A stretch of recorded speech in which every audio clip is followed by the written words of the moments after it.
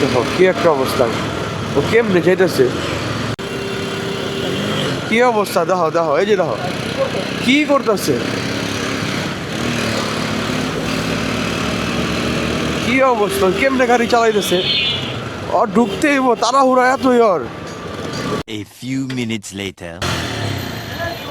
এই মামা, এই কেমনে গাড়ি চালাও, যাত্রীর কি কোনো জীবন নাই? যেমনে গাড়ি চালাইলা তুমি, আর যেভাবে ঢুকছো এমনি কেউ গাড়ি চালায়? হ্যাঁ, যাত্রী লয়ে চলো, এগুলো খেয়াল রাখবা মাথায়। এত রাফ গাড়ি চালায় না কেউ। তোমার পিছে থেকে আমার ডর করছে মিয়া, তোমারই তো গাড়িতে লাগবো কেলিগা। শোনো, আমি যদি তোমার ভিডিও দেখাই না, তোমার মানুষ থাপ পাইব তোরা, তুমি জানোই না এই কথা মিয়া। একটা চিবিদা ঢুকে কেউ সিএনজি, কোন চিবিদা ঢুকছো তুমি জানো মিয়া? মোটর সাইকেলের কথা বাদ দাও, তোমার এটা কত বড় গাড়ি, তোমার এটা গাড়ি, এটা কত বড় ভাই? দেখো তো বাচ্চাগুলো রেলওয়ে তুমি এইভাবে চালাইতেছো, 3-4টা বাচ্চা ফ্যামিলি। এই মিয়া, ওই ই দিয়া কি তোমার যে রং না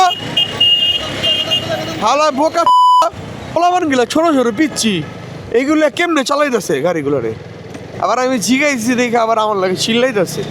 ওর ভিতরে কোনো গিল্টি ফিল নাই, ও যেভাবে এভাবে যে সিএনজিটা রাইড করতেছিল কোনো একটা দুর্ঘটনা ঘটে গেলে, অ্যান্ড ভিতরে যায় দিয়ে বাচ্চা বাচ্চা পোলাবানগুলা ফ্যামিলি, ওনারাও বলতেছে যে তুমি একটু আস্তে চালাইলেই তো একটু।